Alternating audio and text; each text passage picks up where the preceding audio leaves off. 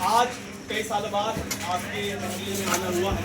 اس سے پہلے بھی الحمدللہ یہاں آتے رہے ہیں, بچے پروگرامس کیے ہیں. آج جس موضوع کو لے کر ہم آپ کے سامنے حاضر ہوئے ہیں, وہ موضوع پوری انسانیت کے لیے بہت زیادہ قابل فکر ہے, اور پوری انسانیت میں ان لوگوں کے لیے بہت زیادہ قابل فکر ہے جو لوگ یہ کہتے ہیں ہم ایمان لائے ایک اللہ پر, ہم ایمان لائے اللہ کے رسول حضرت محمد صلی اللہ علیہ وسلم پر, اور ہم اس بات پر ایمان لائے کہ پہلے نبی اللہ کے آدم علیہ السلام ہے اور آخری نبی حضرت محمد صلی اللہ علیہ وسلم ہے, اور ہم اس بات پر بھی ایمان لائے ہیں کہ اللہ نے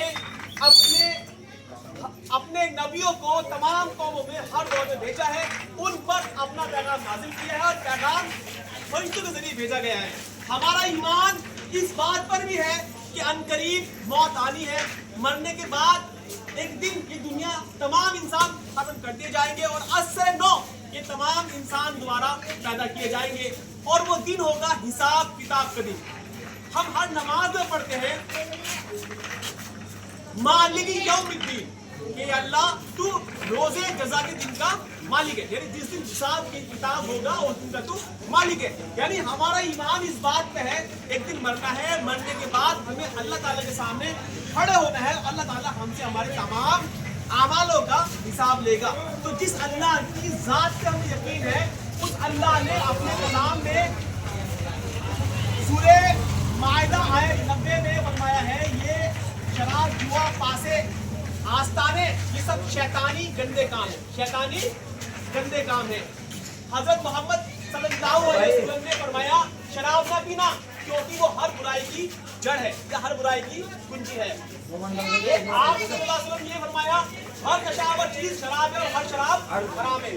یہ بات ہمیں یہ سمجھاتی ہے کہ بعض لوگوں کو یہ غلط فہمی ہوتی ہے کہ شراب کا مطلب کوئی گیلی چیز ہے, کوئی بوتل ہے اس کا مطلب شراب ہے. جو اللہ کے رسول کی حدیث ہے کہ ہر نشہ آور چیز شراب ہے اور ہر شراب حرام ہے. مراد یہ ہے کہ قرآن نے اور اسلام نے نشہ حرام کیا ہے, محض کوئی گیلی چیز حرام نہیں کی. یعنی جو نشہ ہے وہی شراب ہے, وہی حرام ہے. آپ صلی اللہ علیہ وسلم نے فرمایا ہمیشہ شراب پینے والا جنت میں داخل نہیں ہوگا.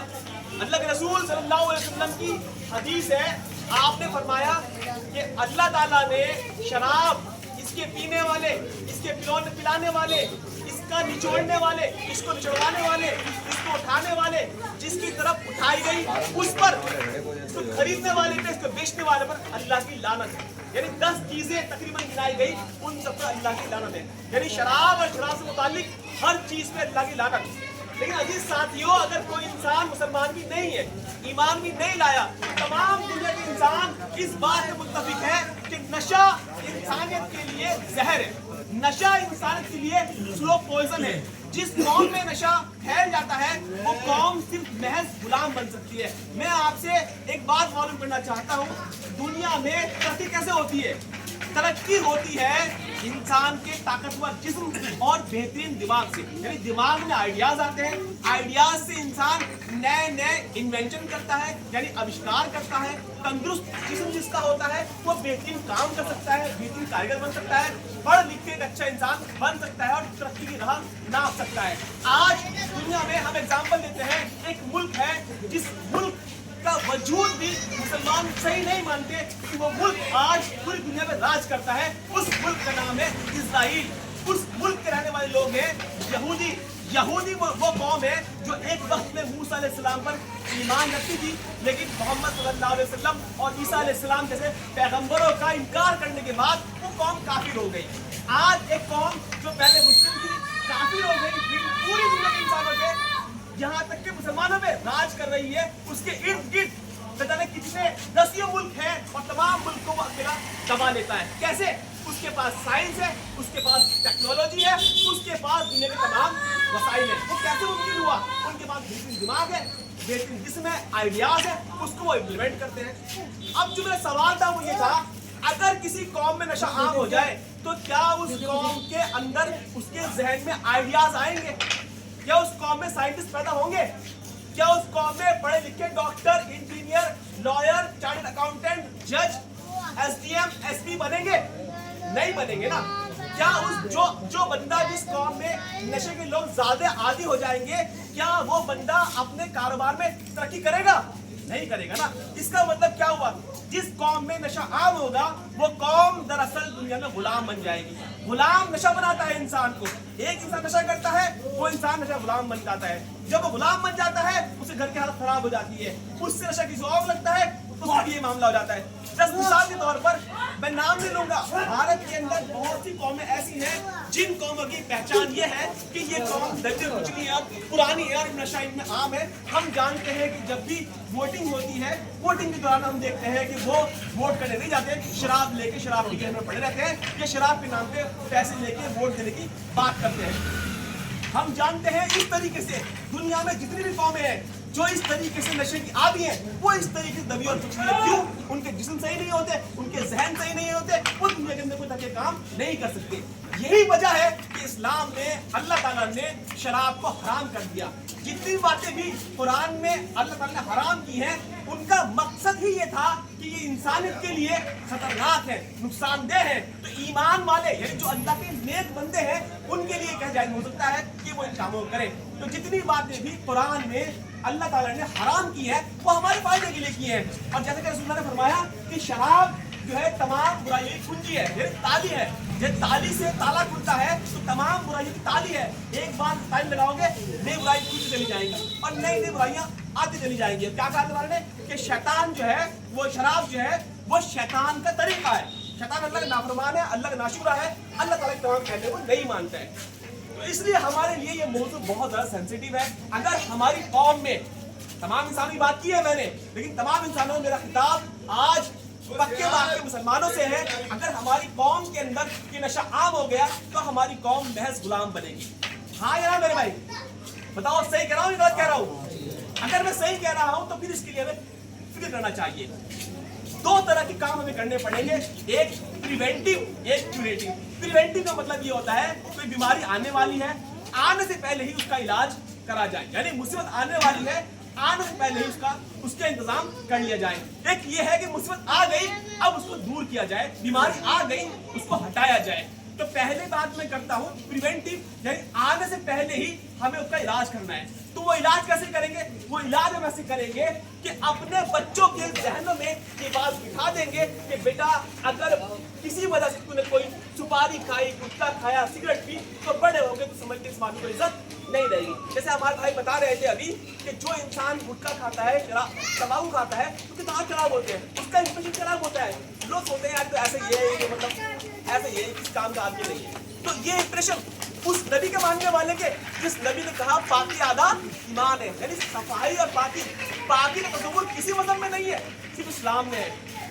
सारे धर्म बात करते हैं जाहिर सफाई की, इस्लाम बात करता है दिल की सफाई की, और ऐसी सफाई की तो किसी को नजर नहीं आती। तो इस दीन को मानने वाले कैसे अपने मुंह खराब कर सकते हो? पहले बच्चों को ये बताना है, बच्चों ये जितने भी बीड़ी, सिगरेट, तंबाकू, गुटखा है, ये दूर रहो। ये असल में आपकी सेहत खराब करेंगे, ये आपकी तंदुरुस्ती खराब करेंगे, ये आपको किसी काम तक नहीं छोड़ेंगे। आप बच्चों को नहीं बताएंगे तो बच्चों को भी शाहरुख खान, अली देवगन टीवी पे आएंगे, यूट्यूब पे आएंगे, एड में आएंगे और विमल खाएंगे और बच्चों को सिखाएंगे। जो बच्चे शाहरुख खान के, अजय देवगन के या इस तरह के स्टार के फैन होंगे, वो ऑटोमेटिकली ये काम करना शुरू कर देंगे। फिर बच्चे फिल्में देखेंगे, फिल्मों के अंदर अलग अलग हीरो सुट्टे मारते हुए वहां पे नजर आएंगे, बच्चे वो सीख जाएंगे। यानी हम अगर नहीं सिखाएंगे तो ये माहौल हमारे बच्चों को बिगाड़ देगा। तो इसलिए माँ बाप की जिम्मेदारी ये है कि नंबर एक बात, अगर वो इस तरह का कोई चीज इस्तेमाल करते हैं तो उससे बचें। अब अमलन बच्चों को हिदायत दे कि हम ये काम नहीं करते तो भी ये काम नहीं करना है। अगर हमने ऐसा नहीं किया, कल मैं मिसाल देता हूँ, एक महल्ले के नाम नहीं लूंगा उस महल्ले का, वहां से हमें एक औरत का फोन आया, उसने बताया कि हमारे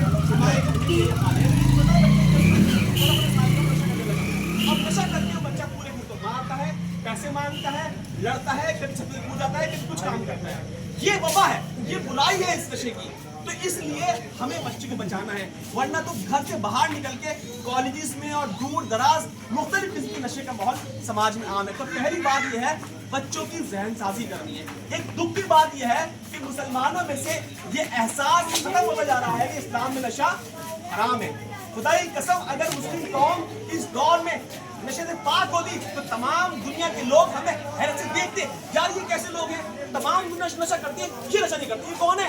ये वो है जो कहते हैं हम एक अल्लाह पर ईमान लाए, एक रसूल पर ईमान लाए और मरना है, और मरने के बाद अल्लाह ताला पर जवाबदेह होना है। इसलिए जिस्म जो अल्लाह ने हमें दिया है, इस जिस्म का हम वैसे ही इस्तेमाल करते हैं, उन्हें बताया गया है, उन कामों में इस्तेमाल नहीं करते जिनसे हमारा जिस्म खराब हो जाएगा, इसलिए हम खिलाफ में बचते हैं।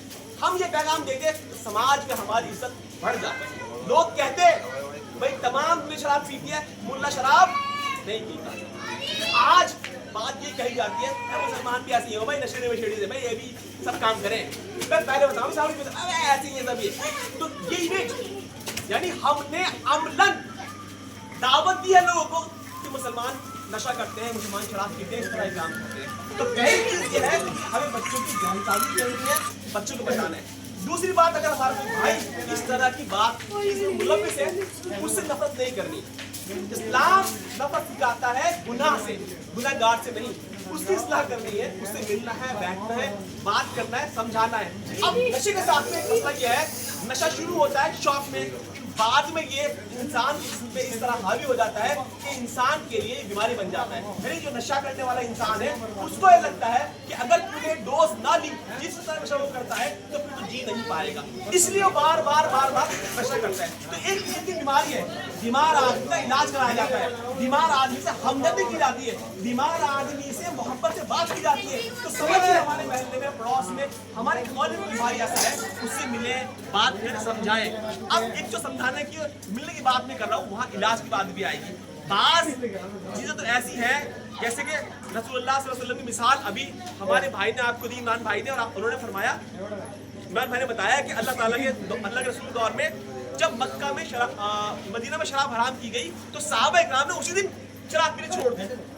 यहाँ तक कहा जाता है कि गलियों में शराब आम बिक्री में नजर आती थी। यानी क्या था, अल्लाह का हुक्म आ गया तो बस जम जाना है, जान चली जाए शराब को हाथ में लगाएंगे, ये यकीन था। इस यकीन ने उन्हें इस बीमारी से बाहर निकाल दिया। हालांकि वो शराब की रसिया थे, तुम्हें वो शराब के अंदर। तो पहली चीज क्या मालूम पड़ी कि किसी को इस बुराई से बाहर निकलना है, पुख्ता इरादा, पुख्ता यकीन, इस बात का यकीन कि मैं चाहूंगा तो छोड़ दूंगा, और छोड़ूंगा इसलिए ताकि कल मरने के बाद अल्लाह के सामने खड़ा हूं तो जहन्नम वाला ना बनूं, जन्नत वाला बनूं।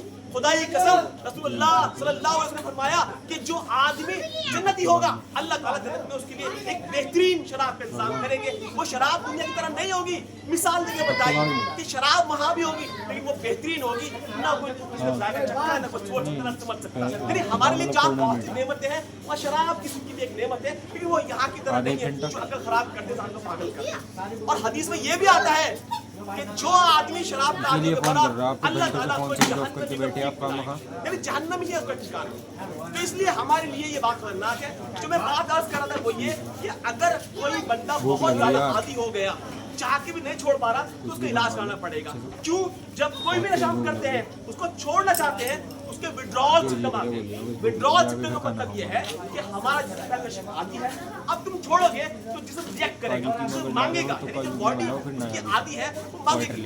एक दिमाग से एक तरह का केमिकल रिलीज होता है, उसको बोलते हैं डोपामिन। डोपामिन की कई महसूस होगी, इंसान चाहेगा मैं कुछ नशा करूं। उसका मैं ये बताना है कि ये बर्दाश्त तू करेगा।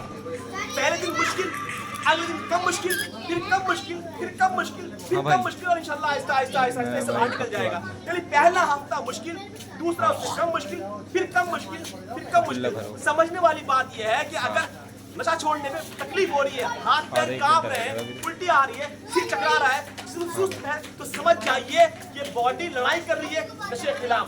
ये इसका मतलब ये नहीं है कि नशा जिंदगी है, वो लूंगा ठीक हो जाऊंगा, ठीक नहीं होगे। इतना नशा लोगे उतनी जिंदगी में हम बहुत तरफ हम जाएंगे। तो हमें समझाना है मरीज को कि छोड़ने में क्या असरात होते हैं, किस तरीके कंट्रोल करना है। फिर अगर कंट्रोल नहीं हो रहा, इलाज कराना है, एक्सपर्ट से मिलना है, डॉक्टर से मिलना है। इंशाअल्लाह धीरे धीरे धीरे धीरे बहुत सी मिसालें हैं, मुसलमानों में नहीं, गैर मुस्लिमों में भी बहुत मिसालें हैं, जिन्होंने चाहा वो नशा उन्होंने छोड़ दिया। यूट्यूब पे एक चैनल है जोश, दैनिक जागरण चैनल है जोश, उसमें एक लड़का है विशाल, उसकी स्टोरी आप सुनना, हम भी शेयर करेंगे इंशाल्लाह। उस लड़के वो लड़का शराब का इतना आदी था, सड़क पे मारा मारा पीता था, उसने खुद बताया सड़क पे मारा मारा पीता था, लेकिन जब शराब छोड़ी उसने इलाज कराया तो दिल्ली का बॉडी बिल्डर चैंपियन बना, दिल्ली का बॉडी बिल्डर चैंपियन बना। और बॉडी से माशाल्लाह देख के लगता है क्या पट्टा है। तो ये कोई मुश्किल काम नहीं है, हाँ लड़ना पड़ेगा, जन्नत में जाना है तो लड़ना पड़ेगा।